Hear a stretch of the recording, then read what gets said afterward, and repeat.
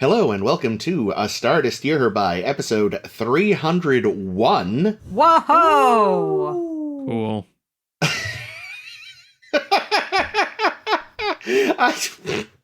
I'm Chris, and joining me today are... Ames. Caitlin. And Jake. Oh, hell's bells. Jakey boy. So I know last week I joked about if this made it in the edit, I had joked about making a song intro based on David Bowie's Ashes to Ashes, but fuck you, I'm lazy. This week we are looking at Ashes to Ashes and Child's Play.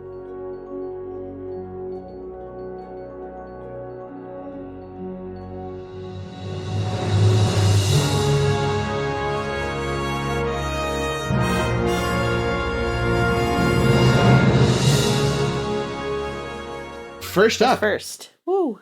in Ashes to Ashes, we see this alien lady puttering through space, and she's getting attacked, and she wards off the attack, and then is like, alien language, Voyager, alien language, and then she's all like, hello, Voyager, could you, hi, hello there, hi. And, What up? It me. And the phone is somehow picked up by, I've already forgotten her name. Oh, Mizotti? Mizotti, the girl of the Borg babies, instead of the transmission going to the bridge like it should. And she's all like, who the fuck are you? And the alien lady's like, gotta talk to Janeway. Why am I talking to a goddamn child? And then she accidentally hangs up the phone when trying to reach the, forward button. And then Tuvok comes in with Seven, who's all like, the hell? You're not supposed to be in here. And then she's like, I was talking to the lady. And everyone's like, oh god, she's seen pen pals. She was wearing the dress the other night. Yeah. And not pen pals. That's imaginary friend. Dang. Oh, yeah. Oh, ruined the joke. Yeah, Still works. Yeah. So she has imaginary friends. Yeah. They call her back, and she's like, hey, great, I gotta talk to Janeway. And they patch her through, and she talks to them, and she's like, I'm this long-dead crew member of yours that we all totally know and love and remember. And Janeway's like, that seems unlikely. But they scan her. Well, they bring her aboard and scan her, and they're like, holy shit, yeah, there's, like, human DNA bopping around in you. Because she'd been like, yeah, no, the Kobali, apparently have the worst procreation system in the universe. We've seen worse. Oh, fair. They take corpses, though, and turn them into them. And she escaped because she has her memories of her previous life, which apparently are normally mostly wiped out, so it's not an issue. And she tries to reintegrate into Voyager, and turns out her and Harry were classmates at the academy, and he, of course, had a thing for her, but never told her. He was with her on the away mission where she died. She gets injections to start looking human again. She goes back to work, but people are weirded out by her. Like, this, of all things, is apparently the line too far for the crew of the Voyager. She slips into her alien language sometimes. Food doesn't taste right, but she's still insisting on staying on Voyager. And then her dad shows up and is like, come back to me and us. And she's like, I don't wanna. But then she's like, actually, yes, I do. And yeah, she goes back. I don't want to have to take the injections twice a day just to have hair. It takes so long to get a... Wait, no, it doesn't. I couldn't help but think the whole time of this episode that it, I really liked the actress. I liked the character. Oh, yeah, I liked her a lot. She did a really good job. However, I feel like they missed an opportunity to make it the character from Latent Image. So... Oh, that'd be interesting. I've never seen this one, but I knew of it. And somehow I'd gotten into my head that it was her, so I was surprised when it wasn't. It's basically the same thing. Died on an away mission with Harry Kim. The motto here is don't go on shuttles with Harry. Yeah. I almost wonder if maybe that had been their initial idea and they couldn't get the actress or something. Maybe. Not that would have stopped them. Then there could have been a great scene where they have to explain to the doctor who this person is. and his head just explodes. Yeah. Like malfunctioning Eddie in Futurama. Yes. But yeah, I don't know, maybe that would have been too much to make it the same character, but it feels like they already have a character in the series that would have fit the bill, yeah. Yeah. Like, you've already had to make up one crew member we all knew and loved who died. You've done it again now. It's like... Yeah, yeah, and we saw the space burial in Latent Image. Yeah. Can would have made sense. just for the listeners at home, what episode was Latent Image again? That's the one where the listeners at home, of course, yes, of course. There was an away mission with the doctor. Was the doctor on the away mission, or did he? Yes, he was. Yeah, okay. He was taking pictures. Yeah, he was taking pictures. That's right. The doctor, Harry Kim, and a crew member, and then there's an attack. Harry Kim and the crew member get injured, and then they go back to Voyager, and the doctor only has time to save one of them, and he chooses Harry Kim. Oh, right, and that's the one where they like erase his memory. Yeah. It's like, the doctor's malfunctioning again. Just wipe the part that's broken. Yeah. Which worked really well, if I recall correctly. Yeah, and it worked for a while. I mean, and at the end of the episode, he decides rather not to erase his memory, but to try to deal with the pain. But yeah, because I don't know. I feel like inventing a whole new character for essentially the same story is a bit excessive. But yeah, again, I wonder why they did it. Yeah, Chris might be right. Maybe they were planning to do that and just couldn't get the actor or something. Or even if they could have gotten, I could see them just recasting her anyway, just because who's going to remember, but maybe they didn't want to have to... she's an alien now, so... Yeah, maybe they didn't want to pay the original writer. Yeah, pay the writer. That's a good point. I mean, once we do get to know Lindsay Ballard, it's like, oh man, I liked her immediately. Oh yeah, she was fun. She had this little sass. She made jokes about her own death, and I was like, I like you. Yeah, no, she was great. She made a joke to Janeway. The joke was, so Janeway burns a pot roast, which was very cute. Somehow. Yeah, within the replicator, of course. This is a thing that happens, but it was funny. And Tuvok has been looking up ways to, strengthen security against Kobali. Did that include your pot roast? That's a great joke. Good for her. It was. And just to keep myself sane, I'm telling myself the replicator malfunctioned. Yes. Because otherwise that's just so stupid. Also, it's a replicator. Just recycle it and do it again. Yeah, basically. It takes 5 seconds. Rations, too much power, etc. Well, that's why you recycle it. And that way it's, it's the same poop it was before. Well, that's the matter. That's not the energy. Yeah, good point. I'm sorry. The Lindsay Ballard's Kobali name was, what was it? Jet Leia. Yeah, it sounded a lot like, oh no. Didn't she have a sister named Jadzia or Tadzia? Yeah. Well, the other thing is, wasn't the character from Latent Image Jital? Wasn't that her name? Oh, I think you might be right. Ensign Jital? That is very possible. Yeah. Yeah. Now her name sounds like jet lag. It's always very funny because, next episode we can talk about how Voyager picked up something that it probably didn't plan, but picked up a plot thread and decided they would continue it. Whilst they have opportunities to pick things up from the past all the time, and it's always weird which ones they choose. Yeah. But at least we got all that quality time with Seska. Yeah, everyone loves Seska.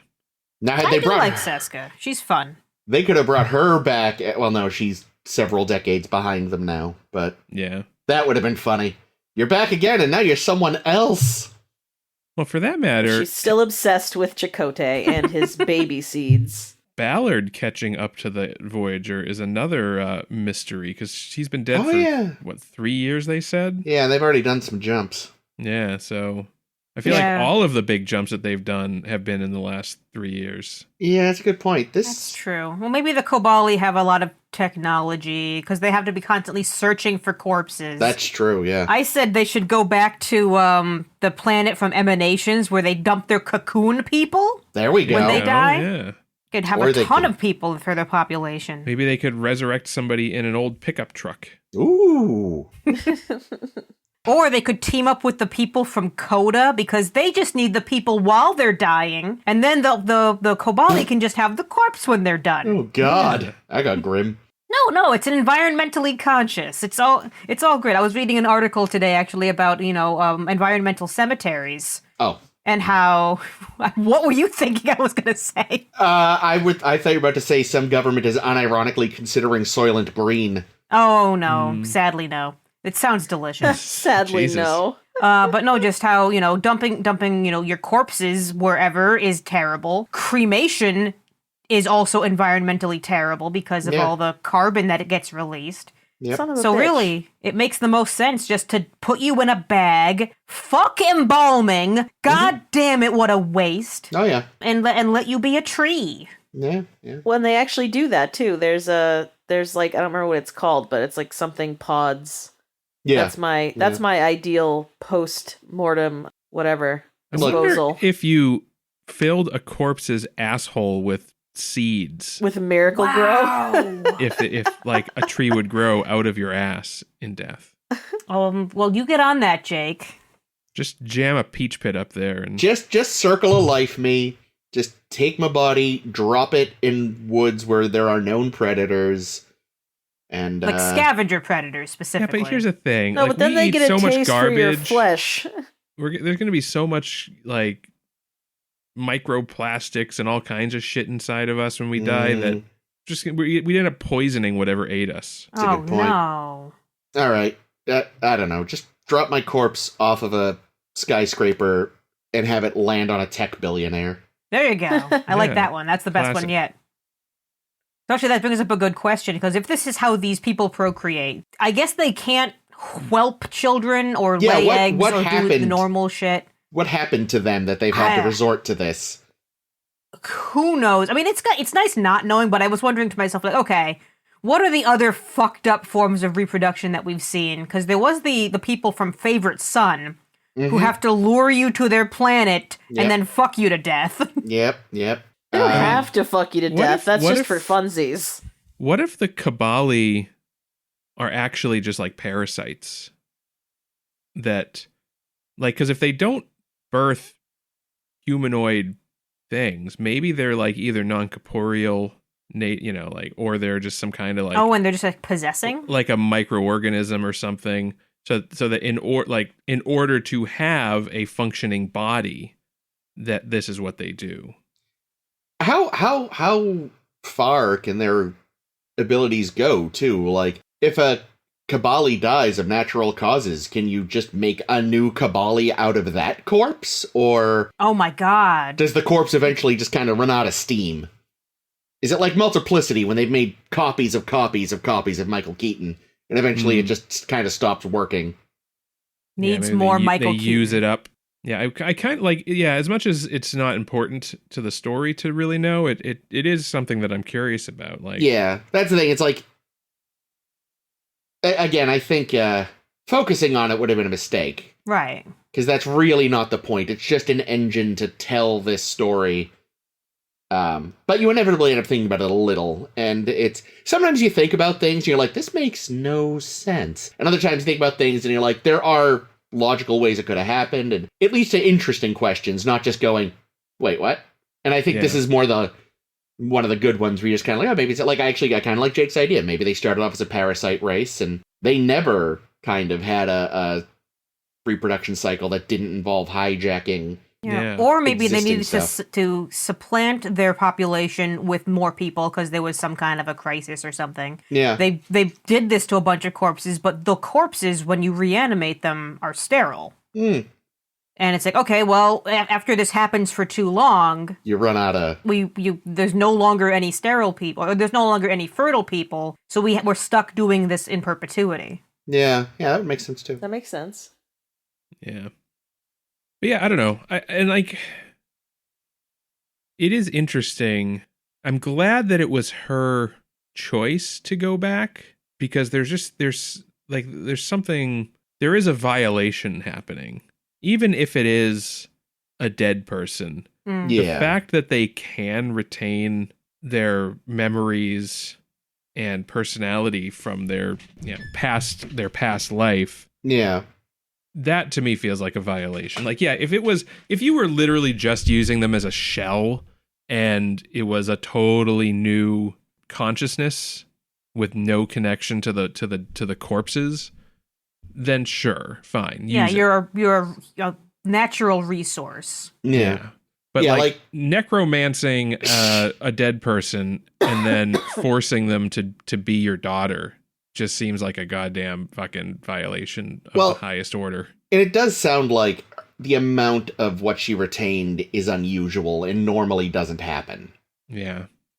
I mean, as he's like, oh, the process usually wipes the memory. It's like, yeah, I would have thought dying wiped the memory, but okay. Well, yeah.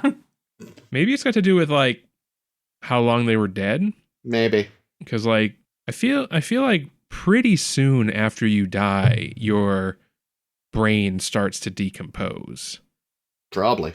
So maybe she was just really fresh. Yeah, you when put they found her. someone in those torpedoes and they're kept minty fresh for a little while. Yeah, and like and when they reanimated, there was still enough residual brain cells that was able to retain the memories and personality, or most of the memories, because she did seem to not remember some stuff. Like further what her dad did. Yeah, I would have.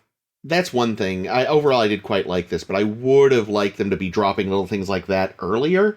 True. Like the fact that actually some of her earlier memories are gone. Like that kind of came a little out of nowhere. Like, don't you remember your dad?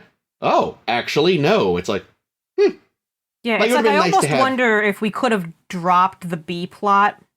oh, we I don't- totally could have Oh, dropped yeah, the B fuck plot. that B plot. and That was had dumb. more to do. The B plot, like, it's again that this was definitely a case of a B plot that you could have put in any episode and Yeah. it wouldn't have mattered. Like, maybe they thought there was some kind of parallel, but there wasn't. I mean, I think the parallel was like parenting or Yeah, something. And even then, that's a huge stretch, because we Yeah. barely even see what Correct there, the father. Yeah, and I think that I mean, as much as I don't think it fit well in this episode, I did kind of enjoy how shitty a job Seven was doing at parenting children. Yeah, I'd say it wasn't necessarily a bad B plot, but it did feel like it really didn't belong here. Yeah. I wish they'd saved it for a different episode. You probably could have merged it with the next one in some capacity. You probably could. Although I think there'll be too much for Seven to do in one episode. And I get like, okay, we're doing something with mostly Harry and a person whom we've never met before, and we need to keep at least another character in the show. Hopefully Seven, because everyone loves seeing Seven. Yeah. We can't not have Seven be a major figure in the episode. That would be a crime. Yeah. I do like that they're continuing to establish the Borg children. I got a very cute note in one of my books that the script referred to them as dronelings, which I think is adorable. I like that. That is I like cute. that. I still find the twins endlessly the creepy. twins are creepy, and I mean, It at was least they better got a when couple they- lines. Yeah, Yeah, but but they're they're- shocked. But they're terrible, so I prefer them not speaking, Yeah. honestly.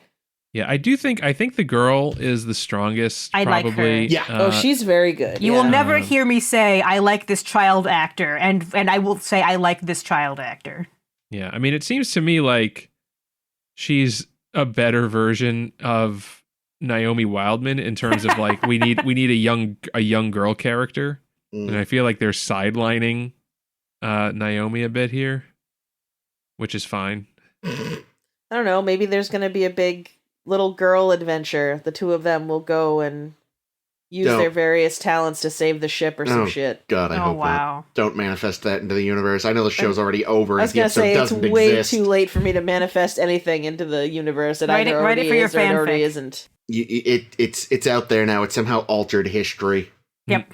Oh, what is this episode we're doing next week? Naomi and Mazzoti's adventure. Oh, interesting. Slaughter 2. Chris- This time Chris- it's personal. Crisscross applesauce. Wonder what that's about. Is that one of those hand games kids played? No, crisscross applesauce is what like certain people call sitting. What we used to call. Oh, yeah. So when I was growing up, it was called Indian style, which I know is Yeah. not correct. Oh I also my, know you incredibly racist person. No, Also, they forgot called they- it that. They called cross-legged? that for me too. Yeah, they did actually. cross-legged, cross-legged. I believe. But yeah, I mean, I obviously wouldn't call it that now, but I couldn't think of cross-legged Which fast is- enough. Like, such a bizarre thing. Like, you're telling me no one in Europe ever sat like that? Well, no, because everything. That's just how things were named back then. We I find know. the most racist way to name something, and that's what it's called. Yeah. Oh, nominated for an Emmy in makeup. And I thought, damn, Yeah. they had to do like progression of the makeup for Yeah. Ballard, and that Yeah. was pretty impressive actually. Yeah, Yeah, that's no. great. And the initial, And I I liked really the liked design. I liked the ears. Mm-hmm.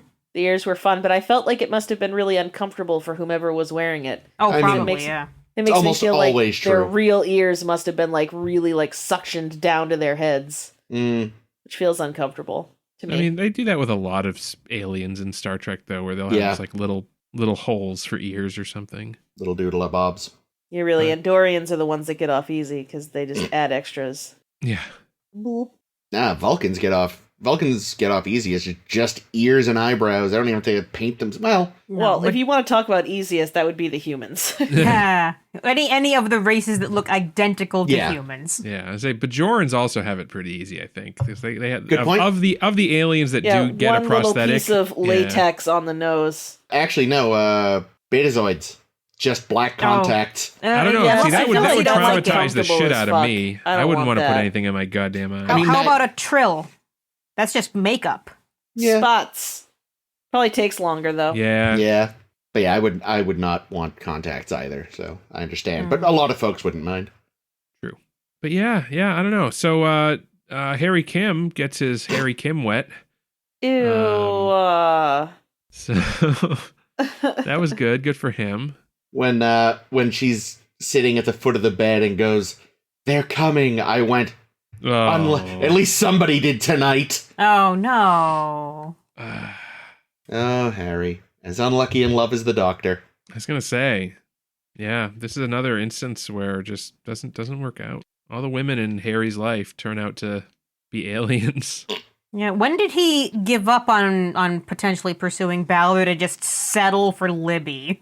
Oh, that's a good question. When he heard that they were both assigned to Voyager? Or I guess he already knew. He must have already known the girl. I think the show forgot Libby existed. Probably for the best. Maybe Libby pursued him doggedly and finally maybe gave it was like a love triangle thing where Harry was into Lindsay, but Lindsay was into Libby. Lindsay was into Libby, Harry. but Libby was into Harry, and it just the connections never happened. Look, I'm not gonna lie, I forgot about Libby until you just brought her up, so I'm willing to bet the show did too, because the timeline... That's okay. Libby forgot the fuck about Harry probably 2 weeks after he was gone. So. Libby forgot how to act. Well, yeah, Libby forgot about act. I wonder if one of the many times we fucked with the timeline, we just erased Libby by accident. Let's go with that. And no one noticed. Thanks Literally to no Kane. one. That can be the Star Trek version of a wizard did it. Yeah. Just like, the timeline. Yeah, there we go. Timeline. It was because of first contact. What? Shut up. What? Shut up.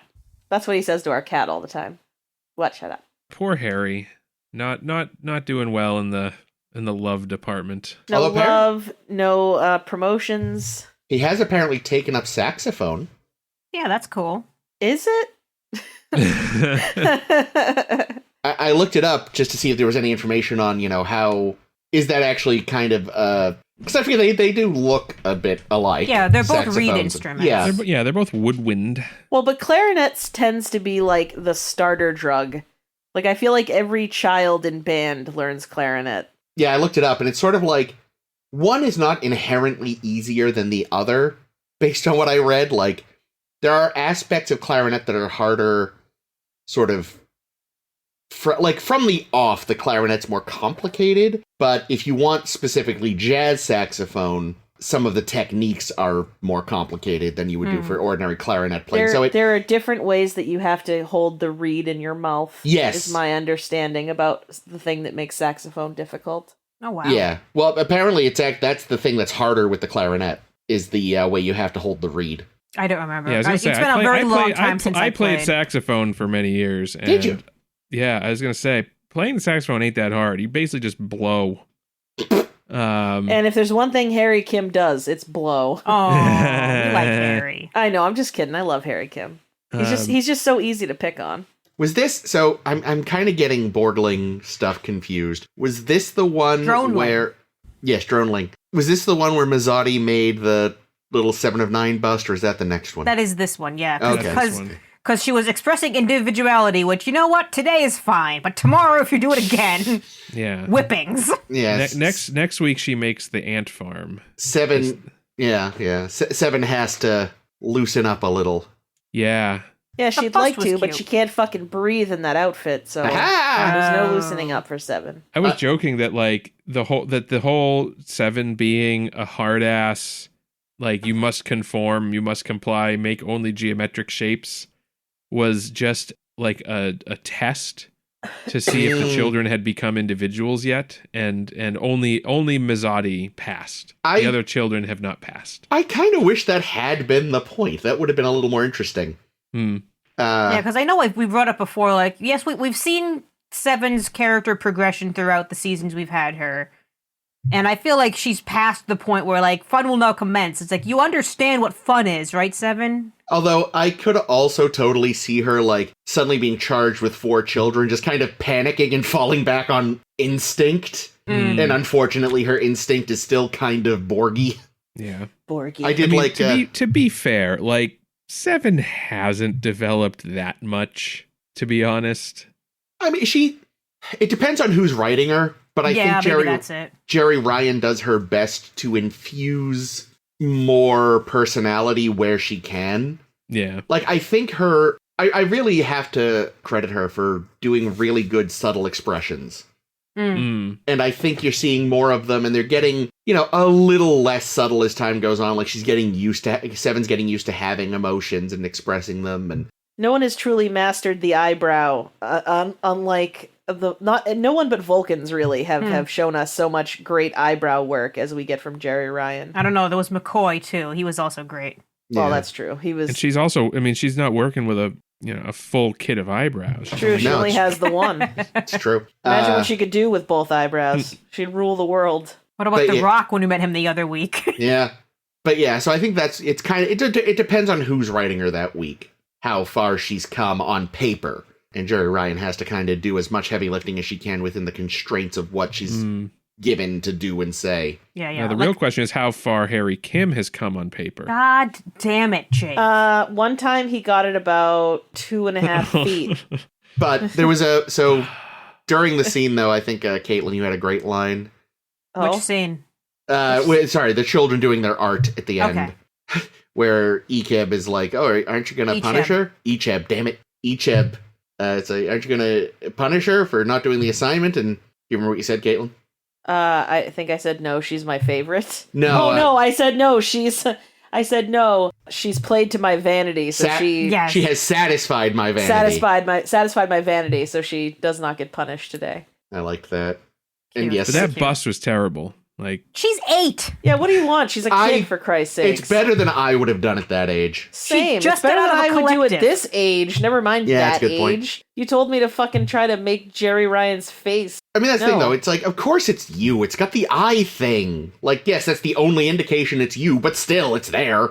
Which was literally what you said, and then the little girl was like, no, look, it's your ocular whatever the fuck. Yeah. And here's your nose. Yes. Got your nose. I thought the hair was pretty close, actually. Yeah, God. I guess it was, When the Borg say, got your nose. I've assimilated your nose. Fuck. Oh, you know what was annoying? This episode didn't make our dream sequences list because I didn't realize it was a dream sequence in this one. I actually didn't hate the dream sequence. You are unpredictable. It was logical. It was a logical dream sequence. It was a stress dream sequence. Yeah, but it was just so on the nose. They're all on the nose. It's the ones that try to, like, make things represent shit that I'm like, no, don't. Yeah. Well, you see, Data, there's a crow in your dreams. I just want to say that I take umbrage at how fucking ridiculous the other 2 people in engineering were behaving about her. Oh, like, yeah. Oh my god, she looks weird and speaks in a different language. What the fuck, dude? That's your whole crew. Like, what are you talking about? Like, we were talking about that. I was like, this is the line for these people? Like, what have you do you ever serve with a trill? Those fuckers talk about their many personalities sometimes. That would really freak you out. Poor bitch is just trying to get it together, and they're like, ooh. Yeah, and she figured out that engineering problem because she had the knowledge from the Kobali. That's why they were actually being such jerk-offs, because they couldn't figure it out. They were mad. Yeah. They're like, oh, teacher's pet. Yeah, they're made to look bad. Jerks. I actually thought the linguistics were pretty good. The sound was nice. It flowed really nicely. Mm-hmm. It did. The actress did a good job of kind of going back and forth between them in a natural-sounding way. And her Kobali pidgin English. Yeah. That was funny, though, during the opening, where she's like, alien language, Voyager, alien language. Because it's like, I remember doing language labs in high school. And the book we used when it was letting us know, I took German, and that would tell us about, like, the relative size of German states. And they would always compare it to something American because, you know. So it'd be like, oh, Wiesero goes Ost, and then Rhode Island, or some other American city or state. Nobody knows what size Rhode Island is. You gotta measure it by Texas or nothing. It's the only thing we understand. Or football fields. Yeah, as I say, the football field is a unit of measure for Americans. But it was always like, you know, the sentence all in German, proper German accent, and then like it was like a different actor was brought in to just say the name of the state in the most twangy American way they could. And it made me think of that when she's like, Voyager. Didn't she at some point say Chakotay as well? Or did I make that up? I don't remember. I don't know if I caught it. Okay, I could be wrong. But when she was speaking, was it Kabali? I thought one of the first non-Kabali words she said was Chakotay, and then a few minutes later she said Voyager, but I could be wrong. Yeah, it could just be one of the fake words sounded like it, who knows? That's true. Yeah. I don't know, maybe I'd say we should go back, but I'm not going to remember. No. So. Maybe when I'm editing this, I'll go back and do it. Nah. Probably not. You won't. But that's okay. It's not worth it. Yeah, the last thing on my list is I kind of like that Ballard had that bucket list of stuff that she created. Yeah, well, sort of the reverse bucket list in a way. Yeah. An unbucket list. It reminded me a little bit of Leffler's Laws. Ditto. Which was annoying. Oh, I forgot about Leffler's Laws. What's Leffler's Laws? Laws? That's when Ashley Judd was on in the game, I think, TNG, right? yeah, the game, and she's hanging out with Wesley, and he clearly wants to bone. Yeah, but she has all these rules, Leffler's Laws, that she keeps citing. It's like the rules of acquisition, but for losers. I like that you think the rules of acquisition are for winners. I mean, they're the rules that you need to become a winner. They're working great for Quark. That's because he keeps breaking them. That's true. He just doesn't have the lobes for business. I mean, there's no reason to blame the rules of acquisition for that. I do like that she was, we don't really get to see it much, but I like finding out that she's a little less prim and proper than Harry. Bit messy, bad at being on time. I did love... throws her crap everywhere. I love that. It's like, here's your skates that I preserved for you. Hey, this is so great, thank you. Fling! But then you're like, oh, that's what she would have done regardless. Like that. Honestly, if anything, it would have been a sign of disrespect from her if she very carefully put them somewhere. Yeah, I was about, like, when I saw that, I was about to be like, really? She's going to have, like, a pair of ice skates that she brings with her on the ship? And then I remembered Picard's saddle. Yes. And I was like, no, there's a long history of bringing extraneous sports equipment with you. Pour one out for... He's a captain. You have to earn that. Pour one out for poor, what's his name? Argyle? No, we talked about him a few weeks. Yeah. Hutch, yeah, good old Hutch episode. God, I've already forgot. We brought him up like 2 weeks ago and I forgot his name again, the poor fucker. Rip Hutch. Did she take her skates with her when she left at the end? I don't know. Did she take anything with her? What did she take with her? A I smile? There's no ice skating on her gray paste planet. She could introduce it. Yeah, I was going to say. I mean, but maybe she wants to totally remove any reminder of humanity. I bet you her people want her to remove reminders of her humanity. Like she brings up to Corette, hey, what about these things? They work on ice. And he'd be like, you get those demon shoes out of here. Yeah, I mean, there was it's weird. There was like, you know, we say it doesn't. It's like poetry. It rhymes. You know, there was I guess essence of Suddenly Human here as well. Oh, with Jono? With Jono. Okay, yeah, I didn't think of that before, but all right. Yes, but I didn't want to shove Ballard into a torpedo tube. That's fair. Without a spacesuit and launch her into a sun. Well, there's also the sequel to Suddenly Human, Suddenly Cardassian, the one from DS9 where the kid is a Cardassian but was raised by Bajorans. Yeah. It was funny. I thought I recognized the father. I did not. This is his only Star Trek appearance. He kind of... You know who he reminded me of a little bit in only in the dream sequence. Once he came on screen, it wasn't right, but in the dream sequence, like, oh, I briefly thought, is that the actor that played Maritza in Duet? That's probably what it is. That's kind of who he looks like. He kind of looks like him, but he doesn't have the voice. Yeah. But speaking of familiar faces, we don't have one in Child's Play. We sort of do. We have the son of one. Oh, which yes, is we do. very appropriate. He's in yes, all kinds of things. he is. But yes, in Child's Play, we open up on Picard Day, the first annual Voyager Science Fair. And the kids did science and whatever. The Ramses anyway, came up all weird. Yes, and Seven is bragging especially about her favorite, Icheb. Oh, it's got to be Mazzotti. Fuck Icheb. Yeah, but Icheb is the most sciencey, and she appreciates that. That's true. He's like Wesley, but with more brooding somehow. More brooding and equally ugly sweaters. Yeah. And she's like, he's so clever. He wants to work with me in the astrometrics lab. And Janeway's like, yeah, well, tough shit. We found his parents and he's going home. And Seven is sad about this, and they go home. And he's like, I don't want to go back to that shitty planet where they're like barely surviving because they get attacked by the Borg constantly because they're right near a goddamn transwarp conduit. And even though they have space travel, they stay on their shitty little farm world. But then they give him dinner and some baseball, and he's like, actually, it could be fun. And he, decides to stay. But then Mazzotti is all like, oh, yeah, she mentions something that contradicts the story Icheb's father had told about how he was assimilated. And Seven's like, well, that's weird. And they work out there's some inconsistencies, some stuff doesn't make sense. And surprise, turns out Icheb was actually genetically engineered to produce the what do they call it?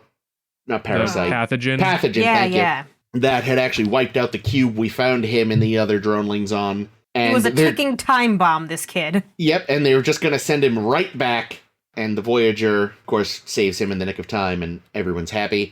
Man, they could have gotten a twofer out of this kid. Yeah. And, this all ties into Seven had objected a lot at first. She's like, these people are idiots. They're putting their own goals above, the safety of their children. And Janeway tries to pull this whole, like, oh, aren't I clever psychology move on. It's like, is it about his parents or yours? And she's like, fucking both. And True. Janeway's like, good for her. Yeah, and Janeway's like, oh, shit, you weren't supposed to admit that. You were supposed to be chagrined. Yeah, but Seven is honest. She's not going to cover that up. She's like, yeah, my parents are fucked up too. Yeah. That's why I want to protect Icheb from his shitty parents. But also, Seven's a liar. Tell us more. Because, and I'm done with the summary now, so. Okay, good. Because that was pretty much it. When she's trying to convince him to meet his parents, she's all like, well, after I was assimilated, I never saw my parents again. It's like, you saw Ugg working for the Queen in that one episode for a minute. That's true. She did see him. I kind of took that to mean I never saw my parents as my parents again. Yeah, I know, but I just wanted to bring up that she did see him and has the satisfaction of knowing he was blown up for being a bad father. Mm-hmm. Yeah, but I guess, like, in the contest of who's the worst parent, that's gonna be our blogtivity today. Well, sure, but tease us now, Jake. Is it Mr. Hansen or Mr. Icheb? Because Mr. Hansen and Mama, that was more negligence than anything. Papa and Mama Hansen, yeah, they just kind of were idiots. They weren't malicious idiots. But Icheb's parents are like actively, let's sacrifice our son to the Borg. Let's create a son specifically to sacrifice to the Borg, because they knew, okay, the way we can do this is if we have a baby and program it from birth in utero. I don't know how far back it had to go for it to work, but they're genetic engineers, so they knew all along this is the baby we're going to send to the Borg. Yeah, it's pretty fucked up.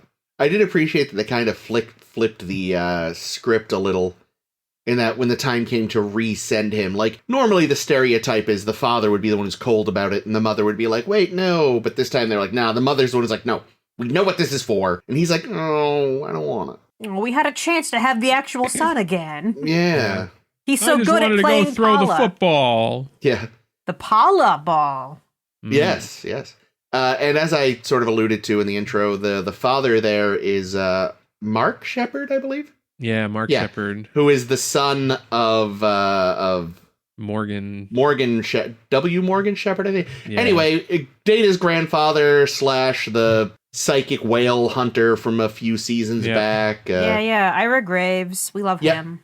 Yep. So I was He's like, a psycho. Yeah. I have to say, and Mark Sheppard has been in so many much things. I mean, we saw him back. We talked about him in Firefly. But yeah, he's in all kinds of things. Why didn't they just let him use his natural accent in this? Because it was very distracting. Because he's not great at the American accent. I didn't think. What is he really? British. He's got like a British accent. Yeah. Oh, okay. Yeah, the Shepherds are British. And he's got a good voice, like his father, right? Like they both have that kind of raspy, I don't know, like the John Hurt voice. It's funny because when we see him on Battlestar Galactica, which I don't think you guys are this far into Battlestar Galactica yet, but he's a fun character on BSG. Yeah. I just think of his accent as just kind of space accent. Well, whatever the hell Deanna Troi does. I was just gonna say that.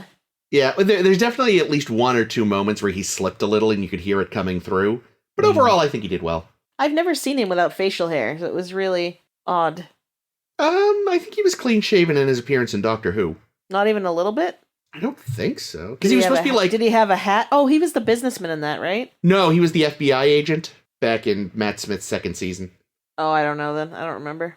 And of course, I think, Ames, you've seen some Doom Patrol, right? Doom Patrol, yeah. He's in Doom Patrol. Which one is he in Doom Patrol? He's the sorcerer. Right, yes, that's fun. He's great in that. Yeah, no, he's terrific. He shows up and, like you said, he's one of the, he's a that guy for sure. And it seems to often be genre television. Yeah, and he often just plays like a fucking weirdo. Yes, yeah. Which I appreciate. Yeah. But yeah, he was good in this. Yeah. I like the eating the food and learning, the food is pretty good. I like this. Yeah, he did a good job of kind of having this moment of like, you could see him kind of remembering it. Yeah. The mother was kind of familiar, but I forgot to look her up. Have we seen her before, or? I don't know. I wasn't super impressed by her until she turned stone cold evil at the end, and then I was like, oh no, here you are. Yeah.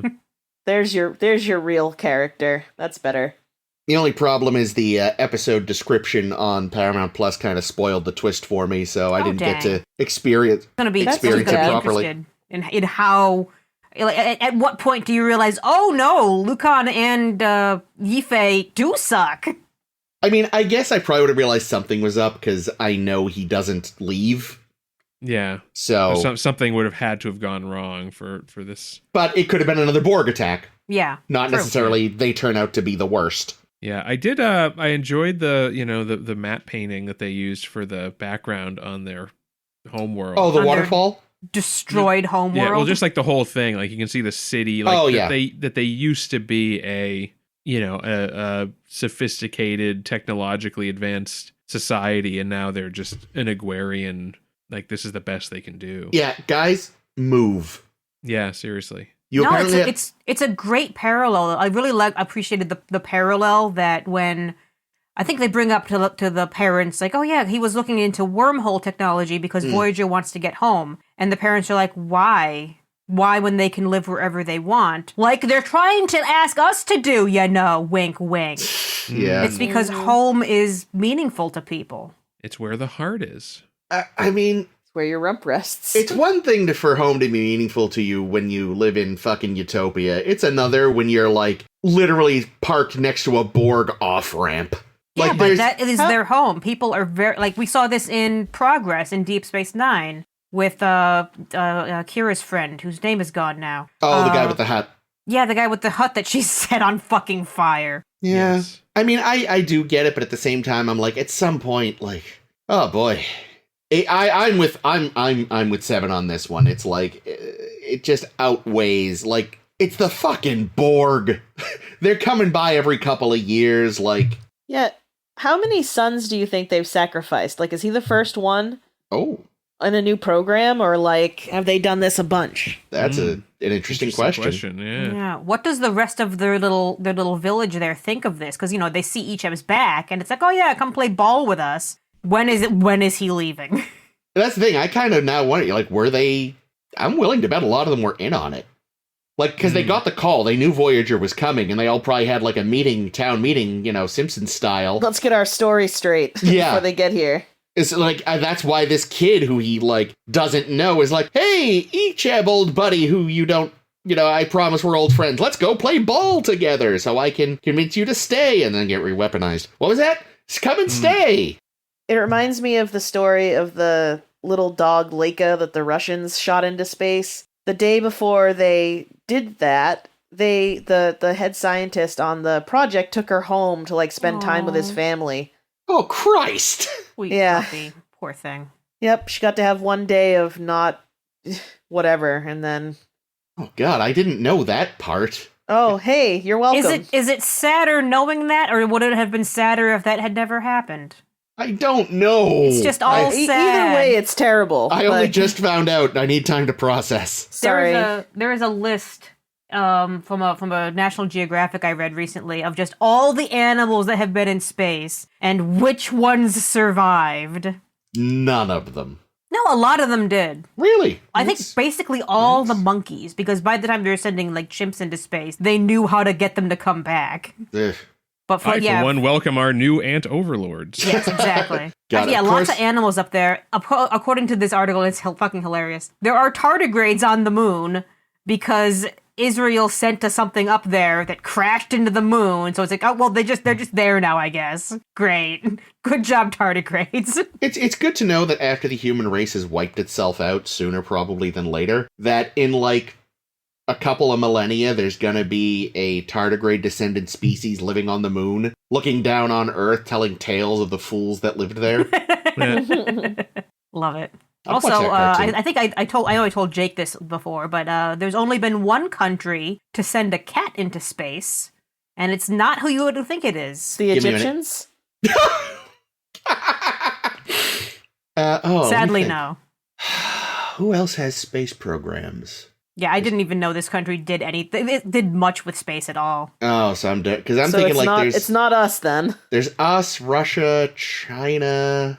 I mean, a ton of people send satellites, but as far as I got nothing. It's France. Huh? They sent a kitty up in some kind of little enclosure, and the kitty came back. Oh, good. Oh, that's but good. France does have a pretty major space program, though. Well, 'cause I haven't learned anything about it.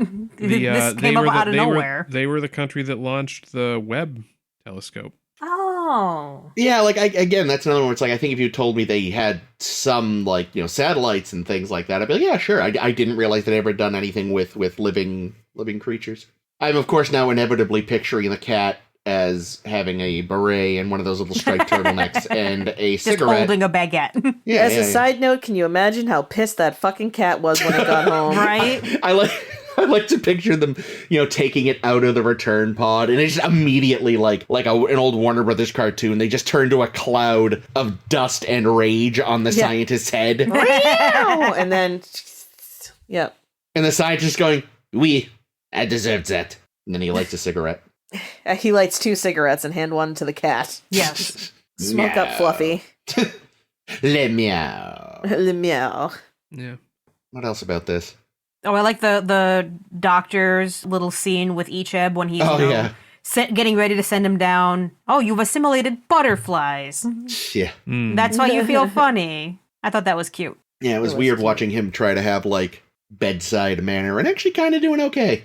Well, he's gonna have to learn to like deal with children now that there's a whole bunch of them on board. Yeah, more than just Naomi, who, I don't know, you can kind of be weirdly adult around and she's okay with it.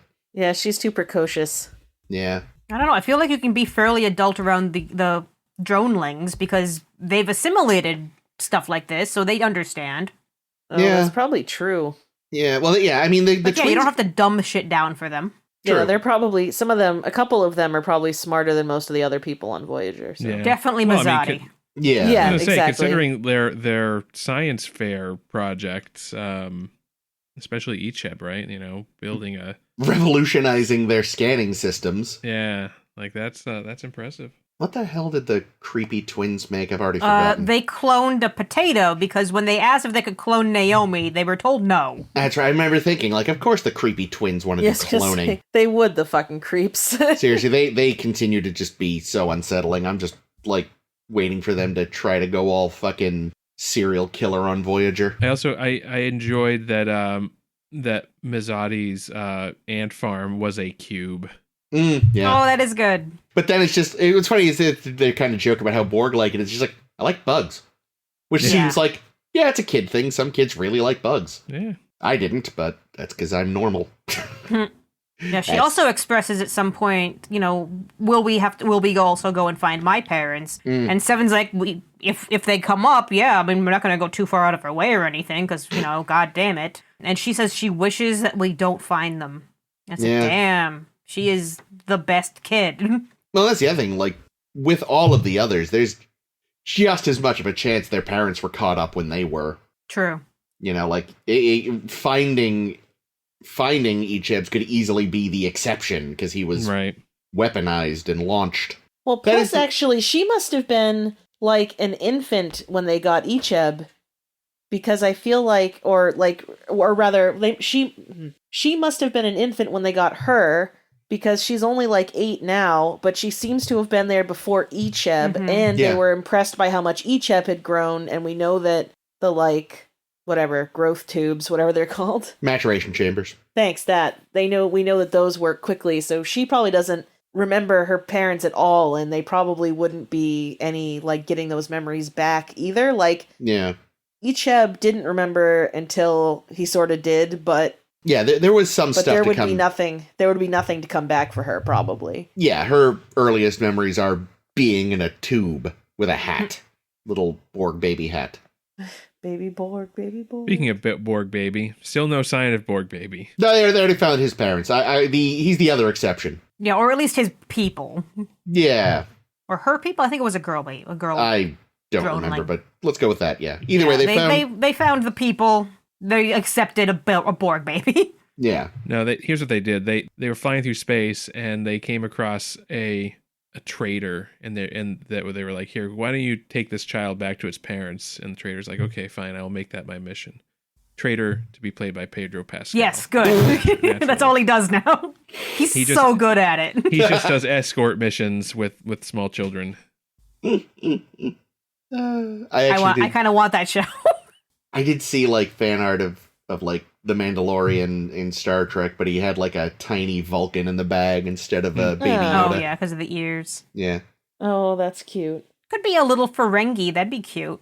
Yeah. I was just thinking that someone could have sold the baby Borg to Quark, and that then he would have gifted it to some other Borg that he knows. Like, I don't know, this was in some freighter I bought.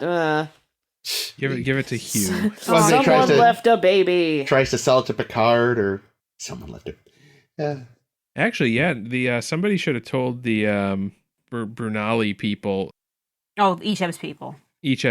About the geometric paradox that Picard was going to use to destroy the Borg. Yeah, that they were going to put in Hugh until Hugh was adorable, and they decided not to. It is funny, a bunch of people being like, let's just weaponize the process of assimilation.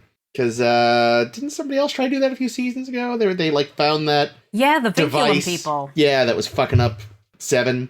Yep. So it's a pretty common idea. Apparently it never works, because if it ever did, there wouldn't be any more Borg. Well, it worked on one cube. The Borg, they adapt. Like, that's their whole thing. So every time you do try something like that, you're just making them stronger. Well, I think what it is, too, is people underestimate the fact the Borg will just cut that cube off to save the collective. They will. Yeah. There's no, like, ethical dilemma. It's just like, this cube is compromised. Fucking turn it off. Throw it into a sun. Next.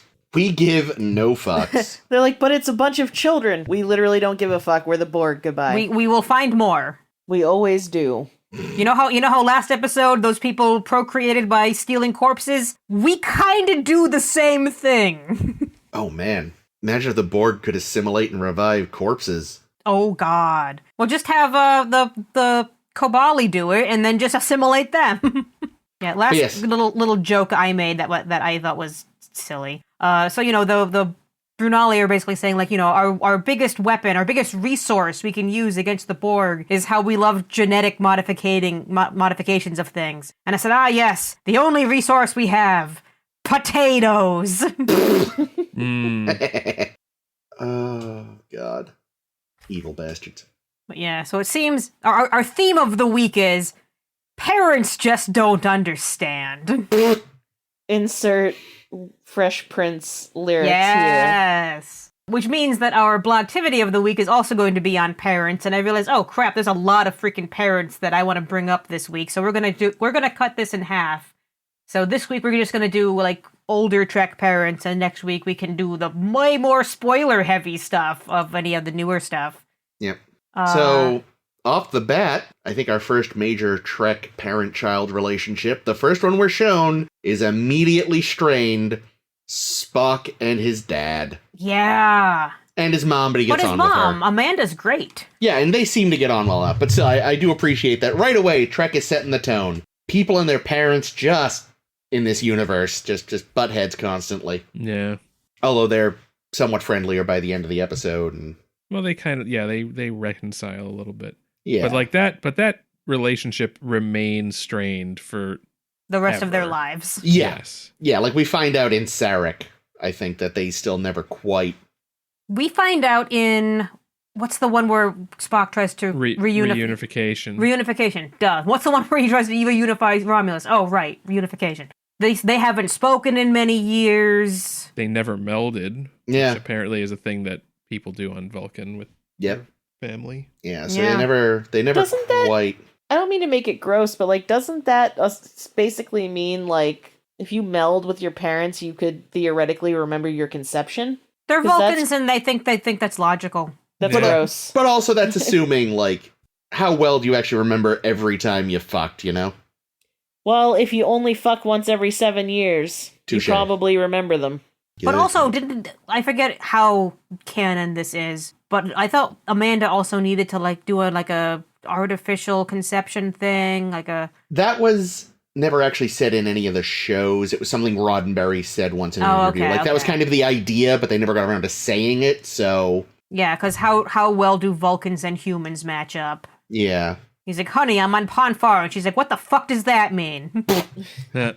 He would wait until... They must match up pretty well, because Sarek keeps finding women willing to marry him. Well, I mean, they match up physically, but genetically... Well, that's what I meant, physically. Yeah. But yeah, so right off the bat, though, we're, Spock and Sarek. Again, Spock and Amanda, much better relationship. Yeah. Yeah. And what's our next one? Then our next one would be, what, Kirk and David? Well, if you're not counting some of the little one-offs from TOS. Yeah. Oh, good point. Yeah. Trelane's parents are not very good at supervising their boy. It takes them a while to realize he's breaking windows. Yeah, abusing his toys. There are also a couple little ones in TOS. It's like that fucking woman, Aline, from Friday's Child, who's pregnant. And she's like, I have whelped the child. Let's kill it. It's like, Aline, no. Stop it. Wow, she would totally dig Icheb's parents. Yeah. What about the Horda? Horda's Oh, She's yeah. the best She's a mom. parent. Yes. That was the same. Mom. A good Trek parent. She's the exception to the rule. She's a great mommy. She is. And what about Shakespeare dad? Oh, yeah, from, and creepy daughter. See, here's the thing. As a person, he's probably a monster. As Definitely. a dad, he seems to have done... I don't know. His daughter turns into a murder psycho and wants to kill everybody. Because she loves him so much. Because she found out his dark secret and it drove her mad. Yeah, but that's the thing. She is quite mad. What was his dark secret again? That he was a space Hitler. Yeah, he's Space Hitler. Right. Well, I forgot about that. I mean, it does sound like he probably picked people at random in theory, but still. Genocide. Lots of genocide. So whatever Hitler would be like if he was not as organized and also in space? Kind of. Yes. Yeah, what the hell's her name? Lenore, I think? Yeah, Lenore. Caridian and Lenore. Yeah.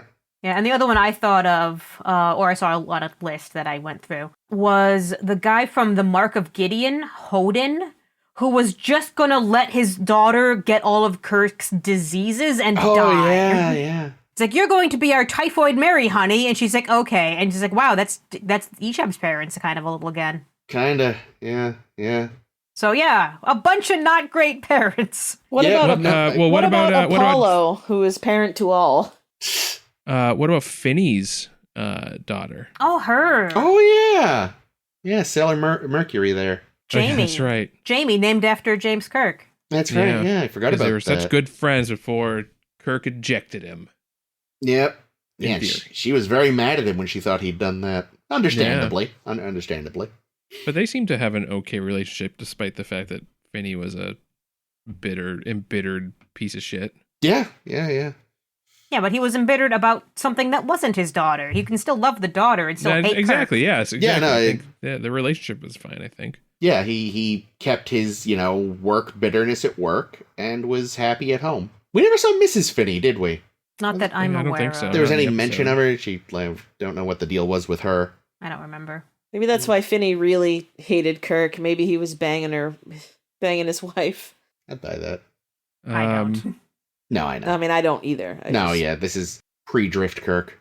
But yeah, we get and then in the movies, I think that our next big relationship is probably David and Kirk and Carol and David for that matter. Yep, that. Yeah, as far as I can tell, Carol and David have a really nice relationship. He's following in her footsteps. It seems like he's willingly following in her footsteps. It's not just, this is the family business, and you will do what I say. Yeah.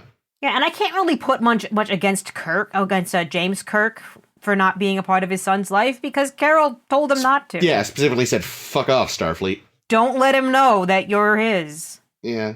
I can't remember, which is astounding seeing how many times I've seen that fucking movie. But did he know Kirk was his old man? Or was it revealed to him in that film? I can't remember. I think he did know.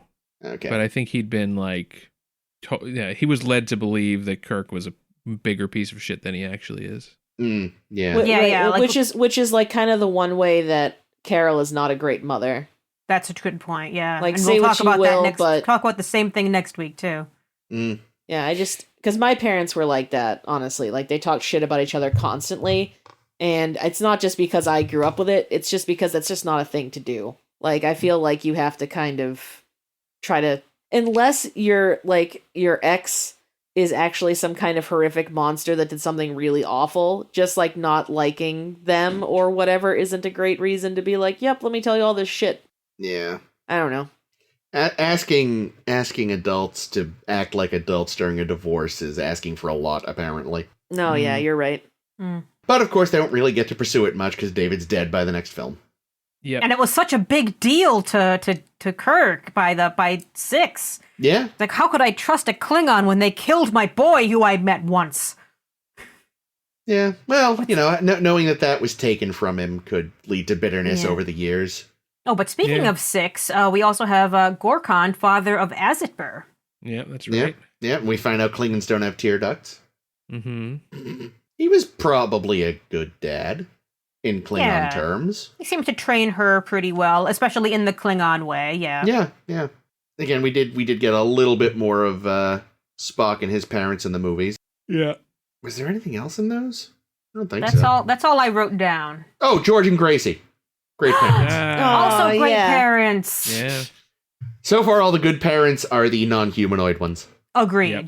I guess the humans were the parents of, or one half the parents of Voyager. Yeah, it's a stretch. Voyager is, I don't know if it's even a child. I think it's just a merging of shit. Yeah, it's complicated. So let's jump to TNG then, where there's just a fucking, everyone's whelping things. Oh, yeah. I mean, right off the bat, we've got Bev and Wesley. Yeah. Bev seems like a good enough mom. Well, it's all the writers treated her as for most of the show. Yeah, that's true. Unfortunately. You are mommy. And we get Loxana. We do. Is she a good mom, though? No, I don't think she's a great mom. She's a great character. She's definitely on our favorite characters list, but as a mom, honey, don't fucking helicopter parent your daughter so much. It's hard. I think that it makes more sense why she was like that when you find out what happened to her other kid, though. True. It makes sense that she would be, overly protective. I mean, the other thing, too, is we don't know what she was like. We mostly see her just annoying her daughter as an adult. And trying to bang Picard. And so, we don't know quite as much, what her actual childhood was like. That might have been fine. I mean, to be fair, Loxana also neglected her parental duties, resulting in the death of her other child, so... Yeah, and she takes it really fucking poorly. It was an accident and it destroyed her. I mean, that makes sense, if you blame yourself for the death of your child, But yeah, it's hard to say, we see her as an adult parent where she's, wacky, but she may have been, a good parent to a child. We don't know. I just think she might be a little too narcissistic to have been a great parent. I don't know. Remind me how early we lost Dadums. in Deanna's life. Did they ever say firmly? I can't remember. I don't remember. Yeah, I don't know. Like, for how long was Luoxana a single parent? I don't know. Well, I'm sure that until Mr. she Mr. could... Home there to help. I never thought of that. I would love like a fun doodle. Like, I could picture like a Calvin and Hobbes style, like a little Deanna and a Mr. Hom just hanging out. That's cute. I want it. Speaking of Deanna Troi, she's a mother for a little while. Of, the light baby. Of Ian, I think was the name. Was that right? Yeah, Ian Andrew. Yeah. Named after her father, if I recall. Yeah. I don't remember that episode terribly well. I think she did as well as she could. I think she did. I don't think situation. I mean, it was a crazy, terrible situation, but she definitely was a good parent for as long as she could be. Yeah. Like 3 days? Mm. Right. I haven't seen that one in ages. Yeah, and she definitely like fought on the behalf of the child when everyone wanted to like run tests on it constantly. Yeah, that's right. It's a growing child. I can tell you that. Yeah. What else do you need to know? She did well, I'll say. Better than a certain other member of the crew. Mm. Oh, Miles. God. Yeah, we see most of his parenting in DS9, don't we? We see more of his parenting in DS9. Yeah. We see some of it in this. Yeah, I know. We have Molly in TNG. We do. Is she ever more than an infant in TNG? Do we see, like, ambling, talking Molly at all? I genuinely don't remember. I don't know, because she's born in Disaster. Yeah. Which is like, what, season 4 or 5? Yeah, something. So DS9 started... DS9 started in season 6, so... Yeah, so... There wasn't a lot of time for Molly to be a thing. Yeah. Oh, we did, because we saw her as an infant in Power Play. Yeah, but she wasn't a child yet. Yeah, and I think you're right. I think I don't think... bigger Molly in DS9. Yeah, I don't think we get ambulatory Molly until DS9, maybe. And then we immediately try to leave her on a rock. Yes. But yes, the targ in the room, Worf. Awful. Yeah. Here's the thing about Worf. Better parent to Jeremy Astor than to his own son. Mm-hmm. Although, we didn't see Jeremy ever again, so abandon him just as quick. That's just what he does. Yep. His parents seemed pretty... Did we see Jeremy Astor a second time, or am I making that up? I don't remember seeing Are you confusing Jeremy Astor with that kid that, like, latched onto Data? Oh, yeah. From, Hero Worship. Oh, boy, that kid sucked. Yeah. But I thought maybe the actor... Oh, it's because the actor that played Jeremy Astor was in RoboCop 2. That's right. We talked about that. Yeah, that's why. That's why you're thinking of him. But yeah, Worf, the Rozhenkos seemed like, I think they did the best they could with their situation. Yeah, the Rozhenkos might be the best parents on my list because not only can they raise a Klingon child in the way that was appropriate for Worf. However Worf came out, that is what his character needed from parents. And that's excellent. They also take in just dozens of fucking orphans from Worf at this point. Yeah. Yep. They also had Nikolai. Yep. Nikolai, who was like, I don't know, he seemed pretty cool. Yeah, and also Helena does the thing that I kind of give her a little bit of props for, and that's that when they understand that they cannot handle taking up Alexander, is they tell Worf about it. Yeah. They just admit, like, look, you've got to take some responsibility. We're like 100 years old. We can't raise another Klingon, please. Yeah. And then Worf drops the ball. And we're still traumatized from that time that you killed that kid during football practice. We can't risk that shit again. God, and then Worf joins DS9 and sends the kid right back to them. Yep. Damn it, Worf. And then yet the next time we see the kid, he's in the fucking military as the Klingon military, as like a 10-year-old, despite the fact that he is a Klingon and evidently ages very fast. Yeah, and hates his dad. And hates his dad. And rightly so. Rightly so. Who else we got in TNG? Well, Data and and the Soongs. Data and you mean Lal, or do you? Well, there's different ones, right? So there's Data and Noonien and Juliana. And Noonien obviously not great because he's just fucking self-obsessed, but Juliana seems like a nice person. Yeah, I do not. Her. I like. What did she ever see in Noonien? I do not know. He's a fucking brilliant man. Yeah. I get it. Fair enough. I mean, I can definitely see why it ended, though. She had an artist's soul, unlike her husband, who was fucking insane. I mean, But talk Juliana about also. May, December. That's like fucking Oh. January to next fucking October or something. I don't know. That's, January to weird. next October. Weird. That's straight up going from like Roman to Gregorian calendar in such a gap. Weird. Juliana does advocate for turning Lore off, though. I mean, to be fair, Lore should have been turned off. Yeah. And destroyed, You wouldn't not be just saying- disassembled. You wouldn't be saying this if he weren't an android. Well, it's true. I mean, Send him home with the Rozhenkos. Yeah, exactly. Yeah, send him over to Sergei's house and, you know. They'll straighten him out. I mean, here's the thing. If he was a flesh and blood baby, then I'd like to think she'd be advocating for him to be in, space prison. Because he belongs in space prison. I mean, he is, didn't he lure the crystalline entity? Wasn't that the whole Yeah, Lore. he was buddies Oh, yeah. with the crystalline entity. I wish I could say I'd done that on purpose. So, I mean... Speaking of crystalline entity, another parent we have is... yeah! Mama... I can't remember her fucking name right now, but the Data had her son in his head. Oh, Yeah. that lady. Oh, yeah, she's a weirdo. She was. I also forget her name. Yeah, I mean, I understand why she kind of went mad with grief, but oh boy, she sure did. But yeah, the Sungs, goddamn, that's a family. Yeah, but then on the other hand, yeah. So Data and Lal. Yep. Yeah, I feel I'd like say- Data was a good Yeah, parent. Data was excellent. He gave Yeah. Lal agency immediately, Yep. which I wish more parents would. Mm, Let their children be who they want to be. yep. But control them in a damn restaurant at the same time. Don't bring them to a goddamn restaurant. Yes. Here's another brief one. KKK. Will Riker and Jean-Luc, and I'm not talking about Rascals. Aha! But But wasn't that future imperfect? Yeah, but he turned out to not actually be his Yeah, son. it wasn't actually his son, but he thought it was his son and was doing fatherly things with him as he could. Then, of course, there's his dad, who, as we all know, fucked Pulaski.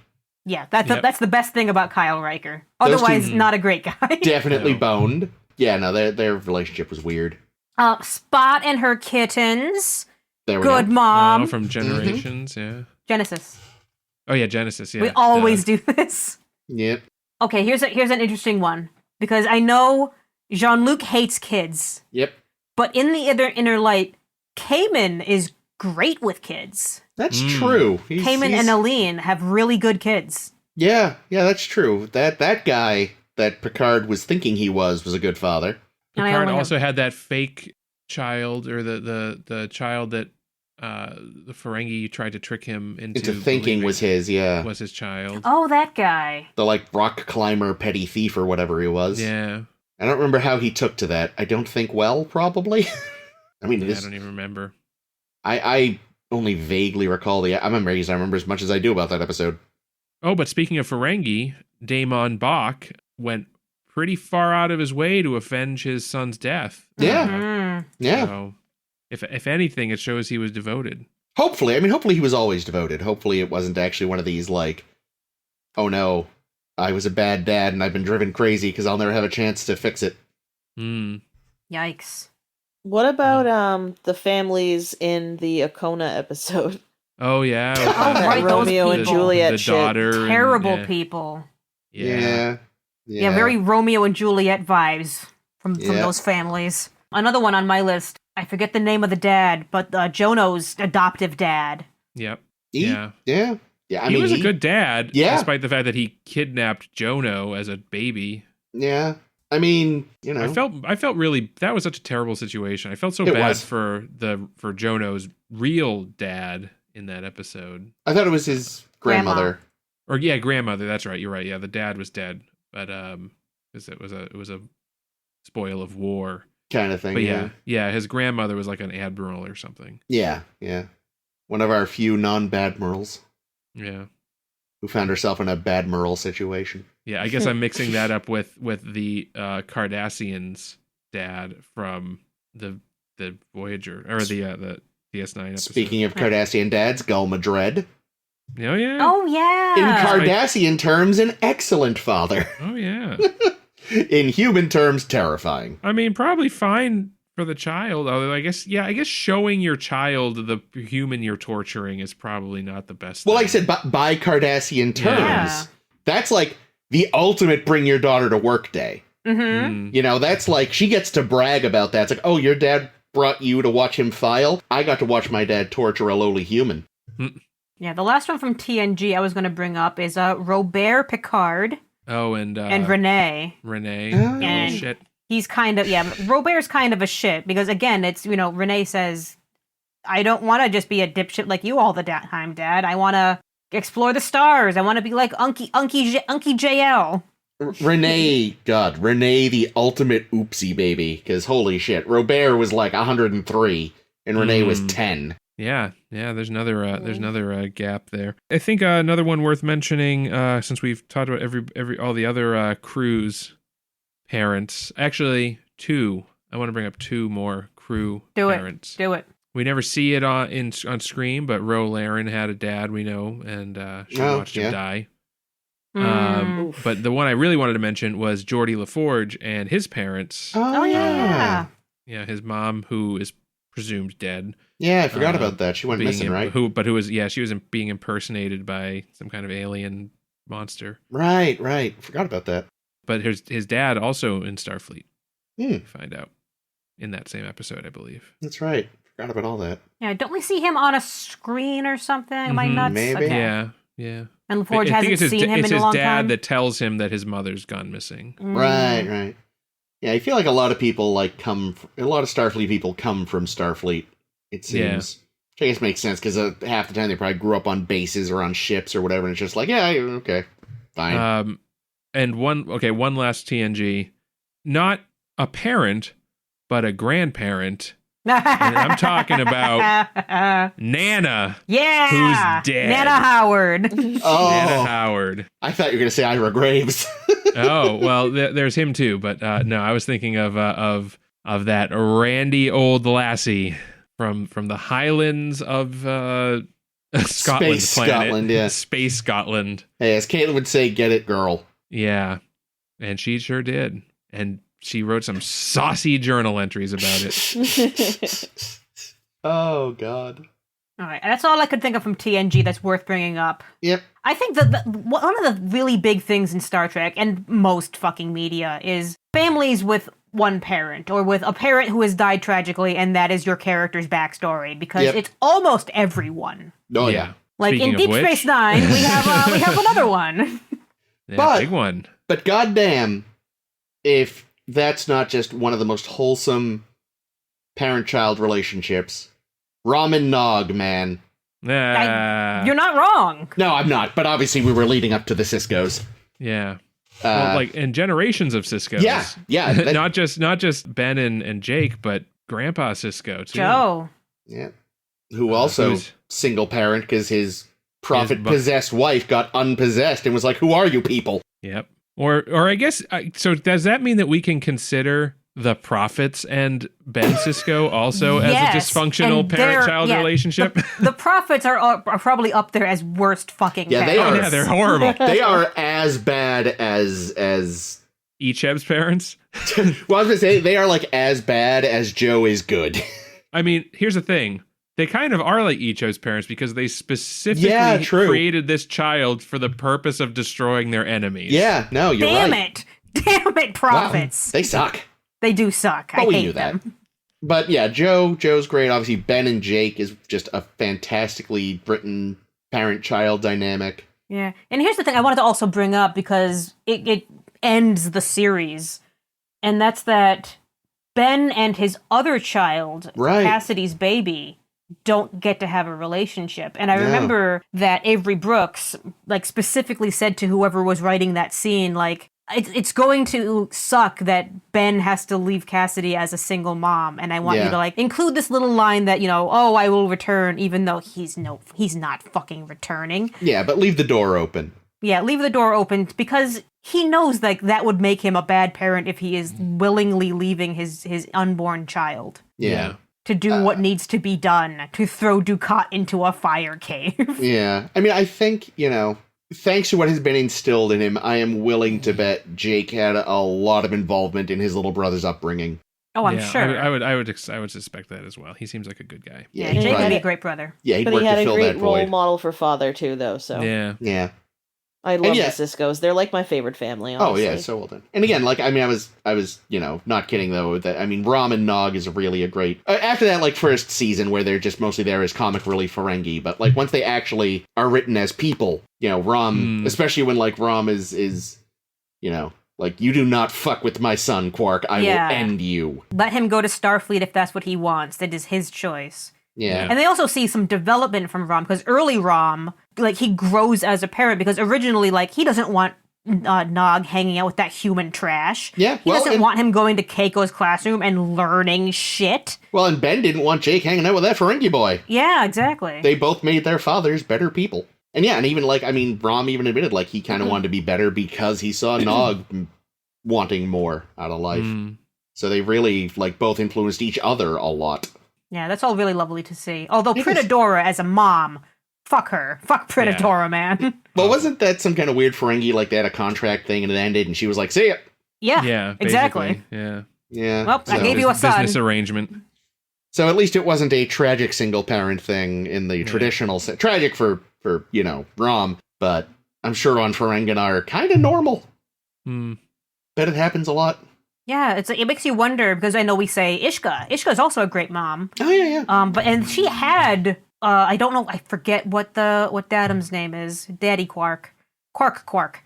Yeah. He was there. He just kind of wasn't great. Is it Keldar? I don't remember. It might be Keldar. Yeah, well, but we definitely see Ishka in just a role as a great mom. Yep. She loves her kids. She's great at fucking everything. She's great at fucking everything, that's for sure. Oh. Especially if you're the Nagus. Gross. Real fucking gross. And also, Jake, you were right, Keldar. Yeah, the only reason I remember that is because when Quark introduces himself in House of Quark, he's son of Keldar. Mm-hmm.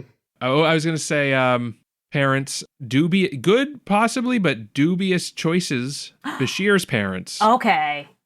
Good, though? Ooh, well, I mean, they wanted the best for their son. I know, it's so tough to judge them. But ended up doing a pretty shitty thing. And his dad does seem like kind of a low-life criminal type. Well, I think he's one of those guys who's, aside from the whole breaking the law thing in that regard, like, I feel like he's one of those guys who's, it's like, just on the right side of legal con manishness, I don't remember the finer points, but I feel like nothing he does is technically illegal, but it's, just because of the letter of the law, if not the spirit. I mean, the whole genetic engineering thing was pretty... Yeah, no, that was blatantly. That's the one thing that is... Yeah.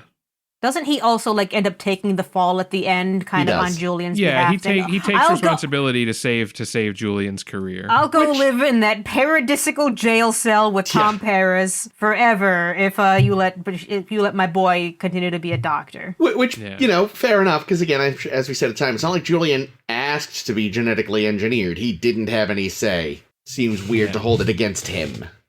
Right. But, Starfleet's all about overreacting to certain things. Where do we land on Kira's mom, in particular? We don't know a ton about her dad, but her mom does kind of, there's some interesting shit there. Yeah. In an impossible situation. Yeah, she does what she does for the family. She, goes and is a concubine for Gul Dukat so that her family can eat. And it's like, that's the toughest situation, yeah.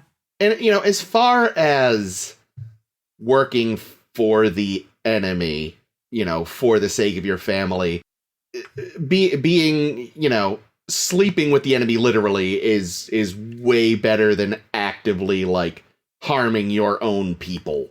Oh, like the guy who picks who the women are going to be. Yeah. That dick. Yeah, or being any other kind of, like, traitor or anything. Like, this is something she is taking basically entirely upon herself to do that, again, doesn't actually actively hurt anyone else. And all it does is bring momentary erotic joy to a horrible person. Well, so much of it is forced on her. Like, this wasn't a decision she got to make. No. Right, that's right. I'm just saying, but in general, even if she had, like, I feel like I'm going to hold it way less against somebody who's like, you know what, fine, I'll do this, rather than I will actively, like, sign on to hurt others of my own kind to protect my family, which gets a lot more like, yeah. Yeah. Could have been a lot worse. Yes. Yeah, and her dad, Kira's dad, we don't get a ton on, I don't think. We see Not really. he was either in the rebellion with Kira, or she brought him there when he was dying or something. Yeah. But then she missed the death. Yeah, I mean, he definitely at least lived, like, with her cell if he wasn't actively involved. Yeah, but I don't get the impression that he, like, radicalized her. I think she did that on her own. I think just, living where she did under the situation she did is what did it. Her Cardassian pseudo-dad. Oh, Tekeni Gamor. We love him. Yeah. Again, complicated history, having been a Cardassian higher up, but a devoted father, certainly. Yeah. Yeah, and I think he was also very good to Kira. He was also very good to her when he learned who she actually was. Yeah, he could have been a piece of shit when he realized she wasn't actually his daughter. Yeah, they got, they kept in touch, got on. We have more Cardassian daddies. Love them. Love these guys. Tane is God, so great. The worst father. Oh, he's even better in A Stitch in Time, Andy Robinson's book. It's so good just to see, like, what an evil mastermind this dick is. He's it's excellent. The worst father. And it may not be canon, but Garrick's mom, Mira. Mira. She seems like a much better parent. Yeah, she seems very good. We never actually see Ducat interacting with his children, but... Well, we see him interacting with one of his children quite a lot. Dial. Oh, Doi! Jeez. Really, Chris? Wow. I thought you were going to bring that one up as your worst dad ever argument. I somehow forgot she was his kid. I mean, and then there's also the bastard child from when he is pretending to be an emissary of the Power-Wraiths. The Power-Wraiths. Caitlin just rewatched that the other day. So that one wasn't great either. Yeah, no. But Because then he tries to airlock the mama. Yep. Yeah, I completely... Jesus, what a weird thing to brain fart on. But yes, I'm sure back before he was sort of dethroned and went mad, he was probably a good father in the Cardassian sense, like Gul Madred. I remember one of the things they said at one point, I think this was in the one with Tom Riker, Defiant, I think, when he had to, like, go out of his way to go deal with this fucking Maquis bullshit, when it was his oldest son's birthday and they were gonna go to the carnival. Yep. Because I specifically remember saying, like, I want to see a Cardassian carnival. Yeah.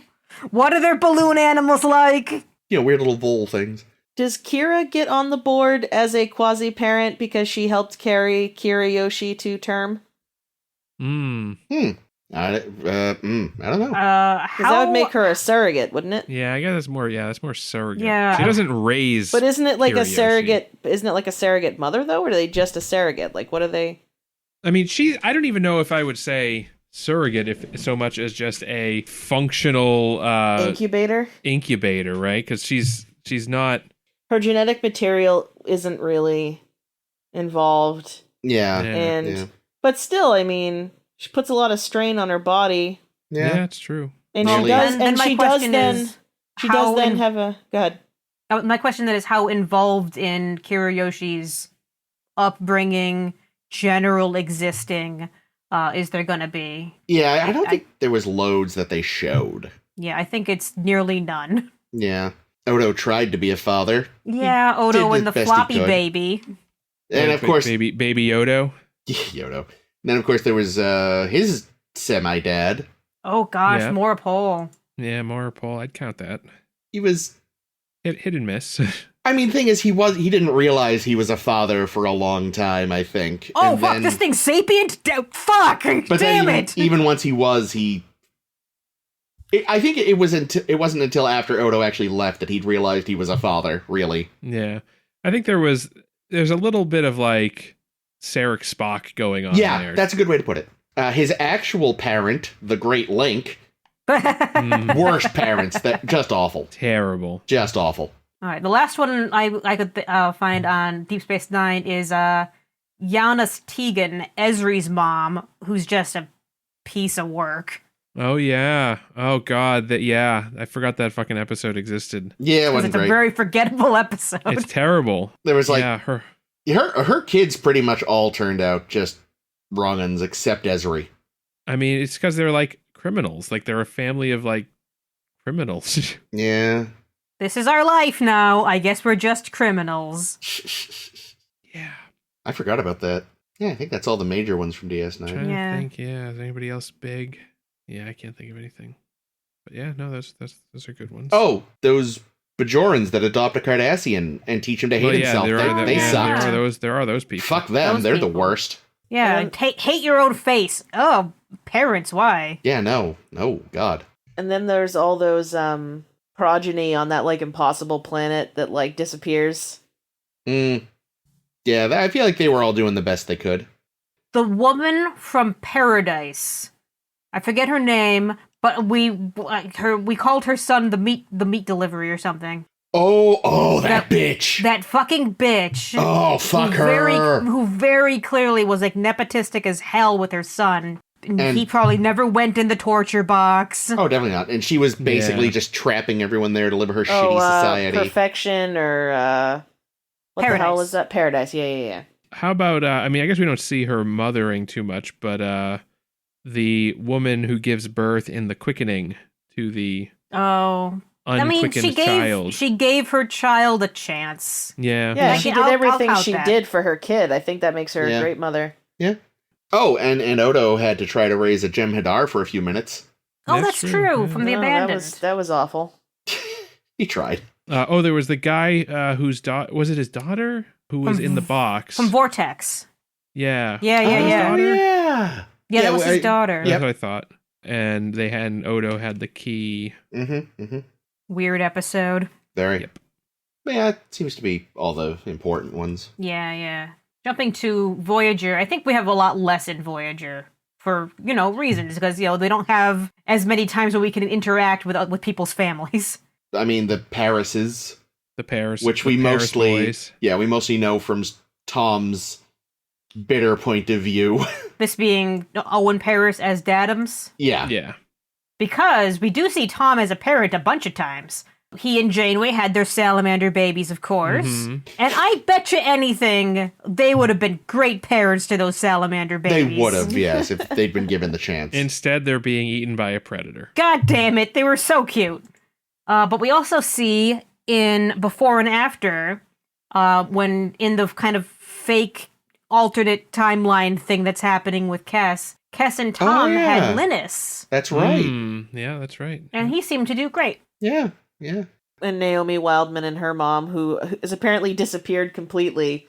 That's and now true. she's just the child of Neelix and Seven. Yeah, she's only raised by Neelix and Seven. That's what I meant to say that, because at one point somebody said, do you think Naomi's mother is irrelevant to her? It's like, well, she's certainly irrelevant to the writers, apparently. She went on a shuttle pod with Harry Kim and vanished. Neelix is a pretty good dad, though, I'll say.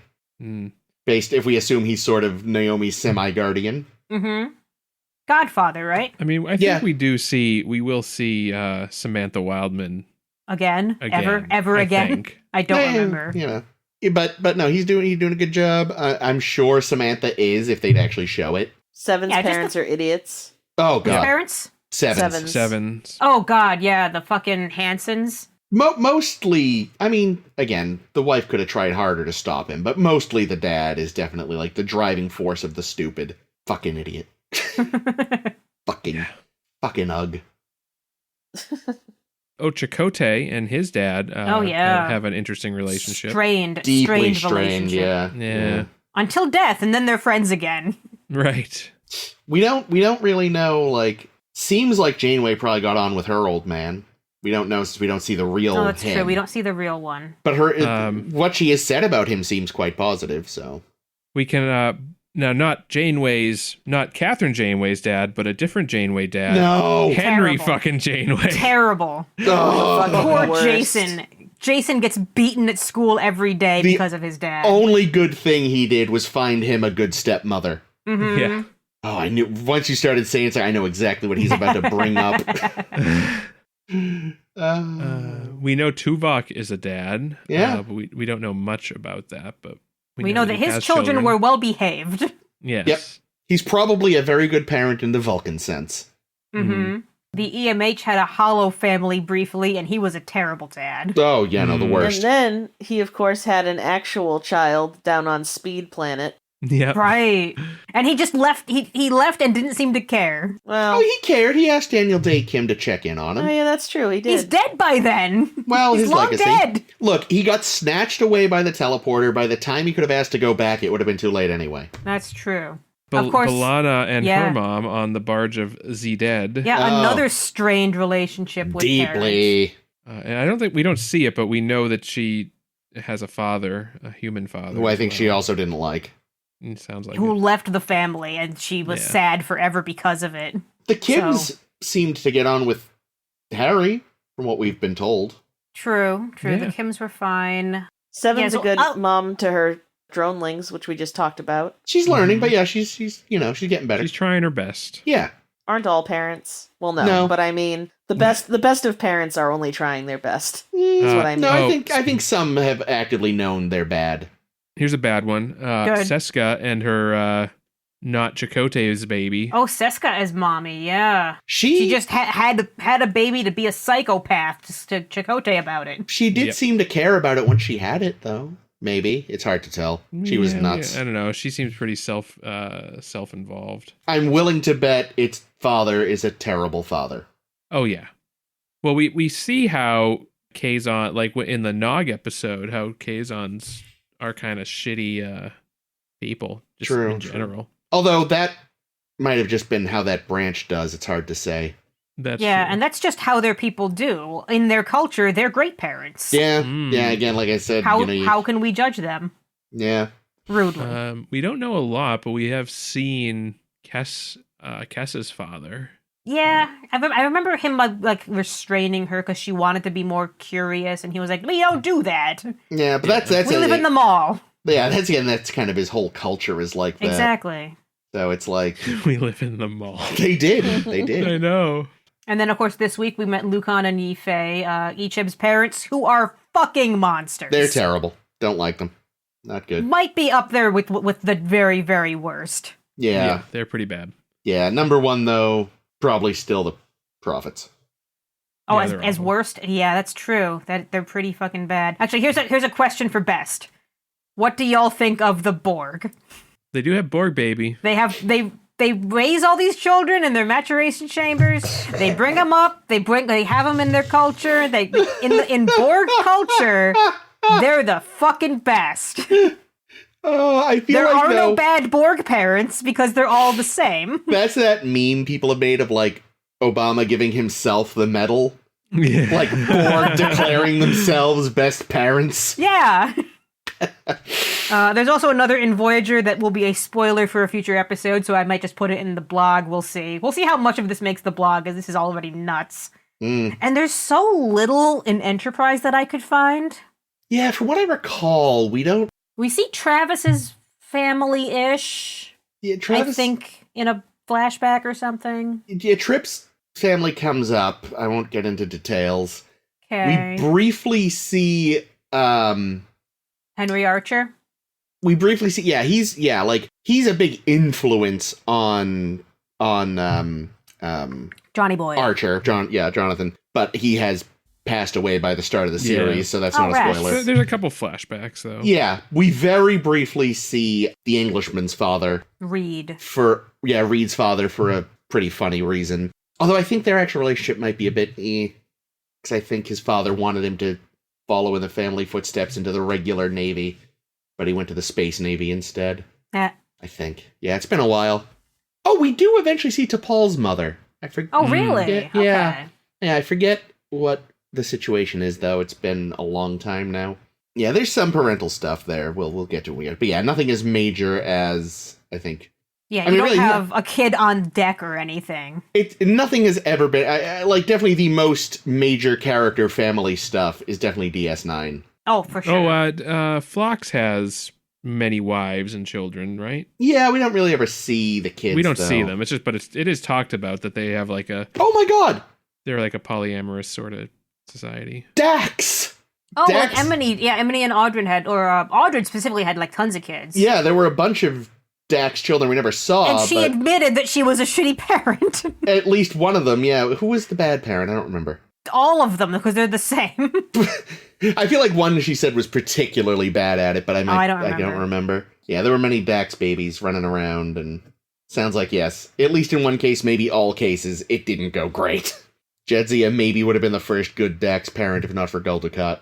Yeah, we do get one story I remember of Dax's kid being sick. Yeah. And Dax like sitting by the kid's side and all this thing, and that feeling like I gotta help my childling thing, and I don't remember very much about it, but yeah, it was even if you're not a good parent, like being there for your kid is something. Yeah, because some people can't even fucking manage that.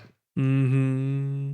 That's everybody I could think of to include this week. Yeah. I have no idea what the blog post for this is going to look like, but you, listeners, you should check out what the hell I ended up writing up on our Tumblr.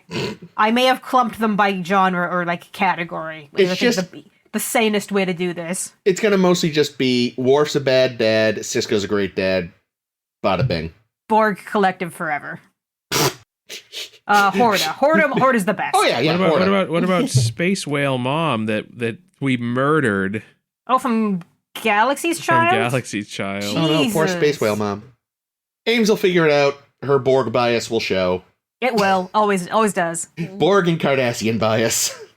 All right, so definitely be checking this out on our Tumblr. You can get there by going to SSHB not that. Don't go to that. That's garbage. Go to sshbpodcast.com. Also garbage. Oh, sad face. Or just, go to Tumblr and do a search. You'll probably find us pretty quickly. You can do the same on Facebook. You can do the same on Twitter. But mostly you should be just listening to more episodes because we got over 300 of them.